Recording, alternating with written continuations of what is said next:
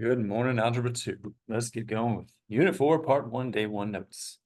Let's review how to FOIL. This will be a method of checking our factors. Let's distribute here. X times X is X squared. X times -3 is -3X. That's it for that one. This one here, though, very commonly missed. Anything that you're squaring means you have two of the exact same thing, so we really have two sets of parentheses here that both have x minus 1 in them. And now let's FOIL. X times x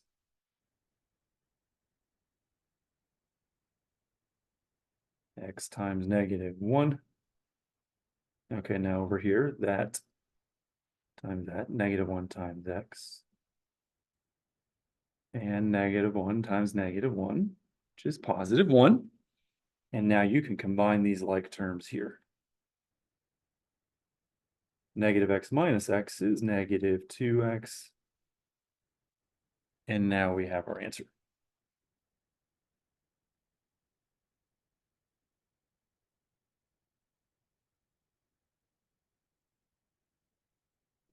All right, for the next example, x times x,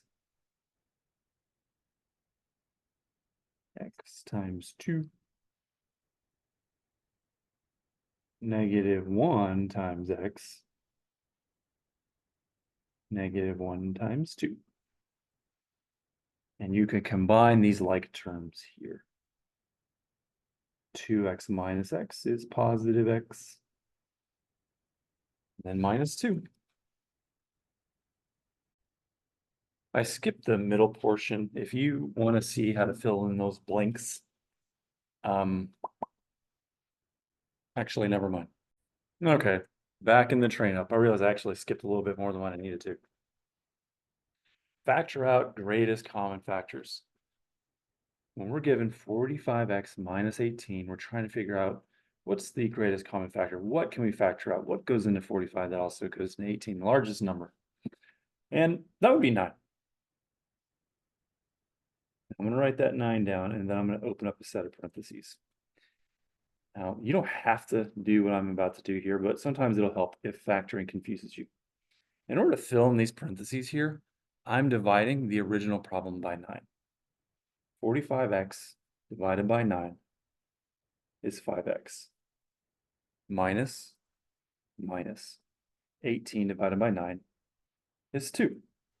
That's how you do example A. That's your final answer here. Over here with example B, they have it set up in the correct order. We have our squared term, and then our first degree term, and then our constant. However, your leading coefficient cannot be negative. So we need to factor that out. And if you'll also notice, all of these numbers are divisible by 8. So the first thing I'm going to factor out of this problem is -8. And then I'm going to open up a set of parentheses. And in order to fill in those parentheses, we're dividing all these original terms by -8.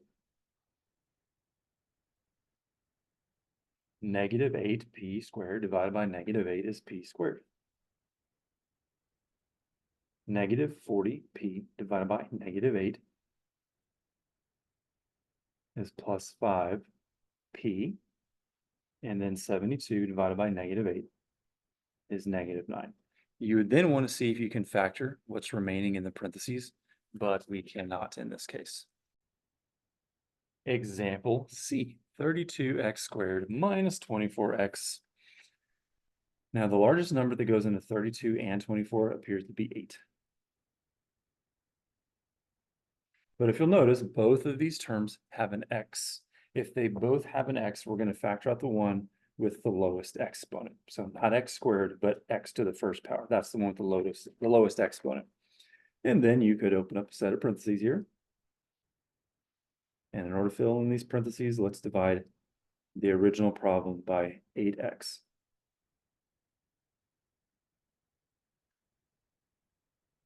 (32 divided by 8 is 4.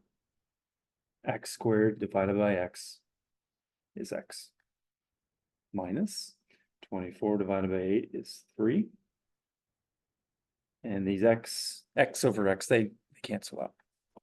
That's your final answer. All right, and now example D. 12ab minus 30b minus 18b. C. It looks like the biggest number that goes into 12, 30, and 18 is going to be 6. Then take a look at all of the letters, all the variables. Well, this one has an A and a B. This one has just a B. This one has a B and a C. The only variable that they all have in common is B. So we want to factor out a B, leaving all the remaining variables. Let's now set up a set of parentheses here. And then right underneath all these original terms, I'm going to write down what we originally factored out. And then start simplifying. 12 divided by 6 is 2. A is going to remain. The B's cancel. Minus 30 divided by 6 is 5. The B's cancel. Minus 18 divided by 6 is 3. The B's cancel, leaving us with just C. And now we have our answer.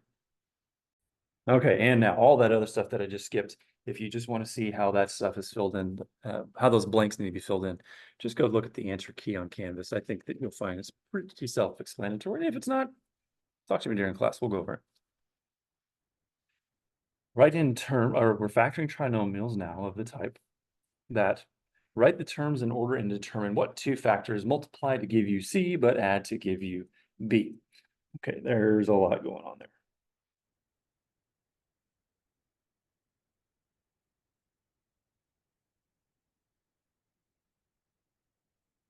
Okay, example E.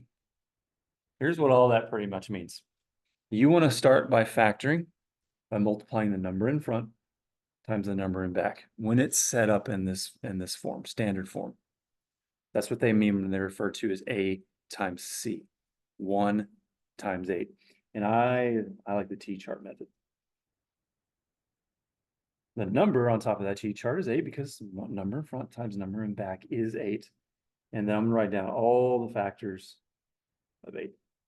These are all the numbers that multiply to get 8. Now, if that number on top of the T-chart is ever positive, it means that your factors are going to have the exact same signs, either plus plus or minus minus. If the number on top of that T-chart is positive, it means your factors must add to get this term here. Well, 1 plus 8 is 9. 2 plus 4 is 6. So we found the factors that we need. But if you'll notice, this middle term, B, is -6. So then these must both be negative. And then you could check yourself if you wanted to. Is -2 times -4 positive 8? Yes, it is. Is -2 plus -4 -6? Yes, it is. Now I'm going to show you this once. From this point, you got to set up a grouping. Well, or do you? You need to set up a group. You should set up a grouping problem. Let me say that. Let me just set it up and then I'll explain.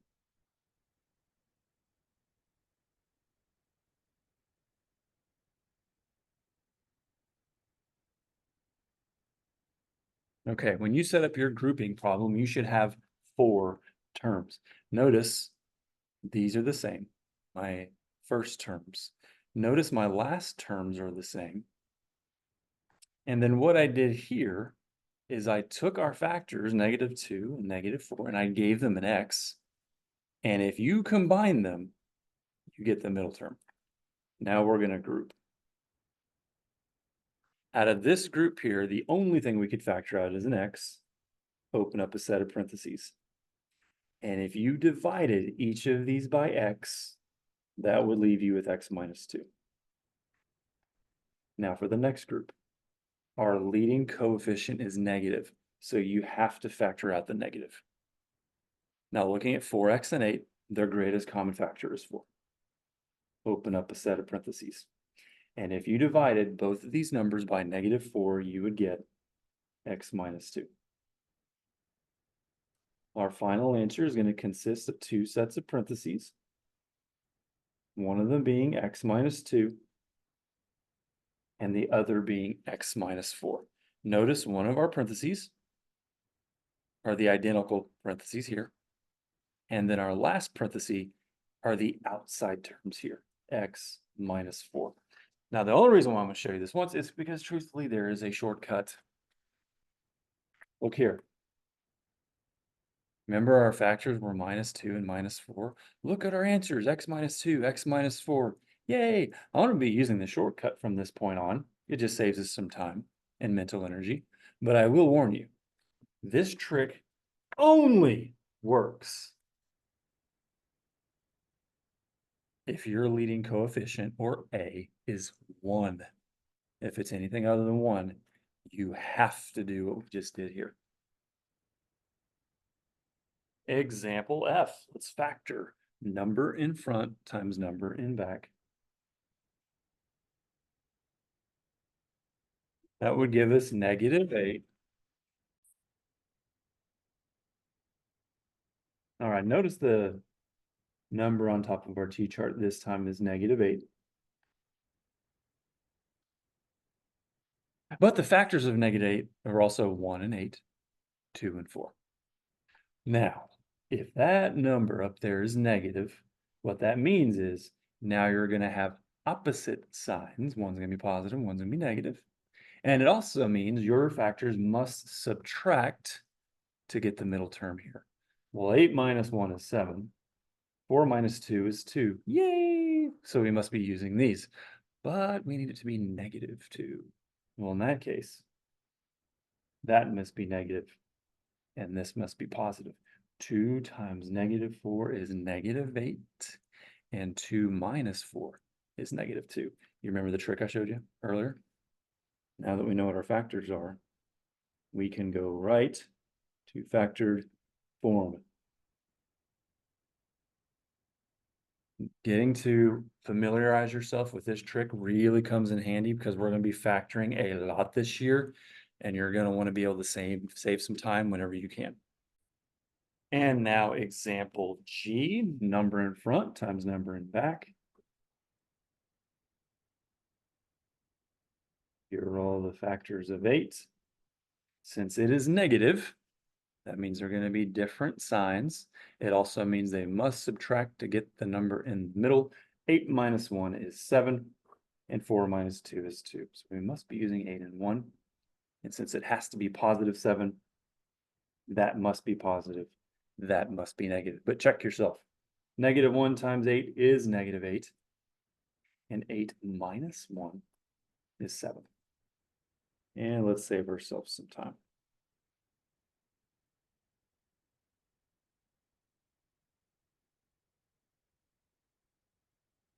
There is your answer for example G. Let's do example H. Number in front times number in back. There are the factors of 2. Since that is negative, that means these are going to be opposite symbols, and they must subtract to get the number there in the middle, which is 1x, positive 1x. So that must be positive, that must be negative. Now we have our answer.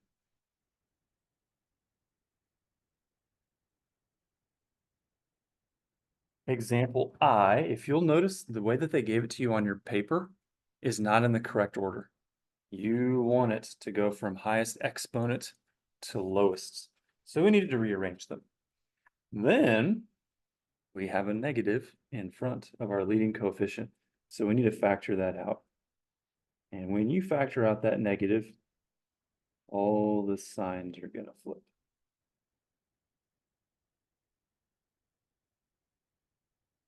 And now number in front, positive 1 times number in back. -24. Here's all the factors of 24.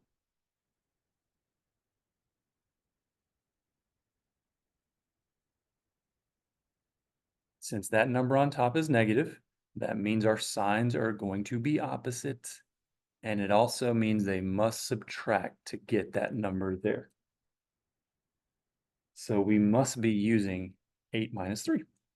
Or really 3 minus 8, because the number in the middle is negative. And 3 minus 8 is negative 5. And 3 times negative 8 is negative 24.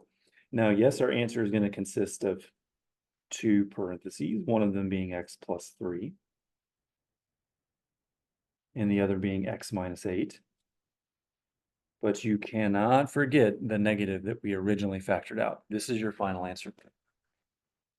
Number in front times number in back. Positive 42 on top of our t-chart. Let's see, what are all the factors of 42?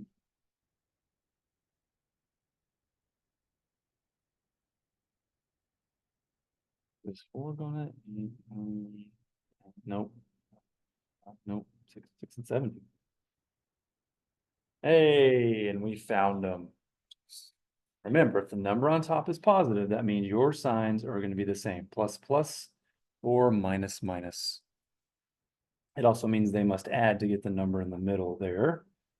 And 6 plus 7 is 13, but since it's negative 13, make both of those negative. We are done with that one.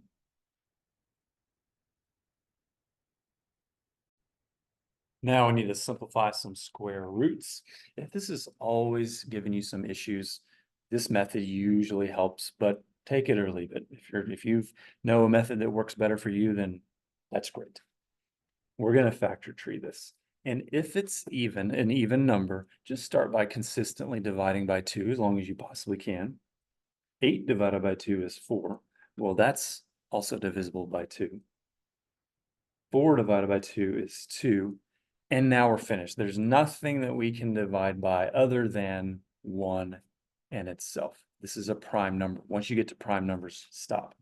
Now here's what you're looking for. Whenever you're simplifying a square root, you're looking for any pairs and what's left over. Here's my square root. Let me make it look more like a square root. Anything that is left over is going to go back inside the root. And whatever pairs you have circled, only one number from that circle gets moved to the outside. So your final answer is 2 root 2. Okay, now the square root of 18. That's an even number, just divided by 2. 18 divided by 2 is 9. Now that's not an even number, but 3 goes into 9. 3 divided by 9 is 3, and now we stop. We're left with nothing but prime numbers. You're looking for pairs and what's left over. Anything that's circled, one number from that circle goes to the outside, and whatever's left over goes back inside the root. Your answer is 3 root 2. And now let's do the square root of 72 here. It's an even number. Just divide that by 2. 72 divided by 2 is 36. If you don't know what numbers go into 36, you'll probably know that it's at least even. We can divide by 2 again. 36 divided by 2 is 18. That's also divisible by 2. 18 divided by 2 is 9. And 9 divided by 3 is 3. We have reached the end. We are looking for pairs. There's a pair of 2s. That guy's left over. There's a pair of 3s. Anything left over goes back inside the root. Whatever you have circled, one number from that group gets moved to the outside. And now that we have more than one number, just multiply the numbers. Your final answer is 6 root 2. Well done, everybody.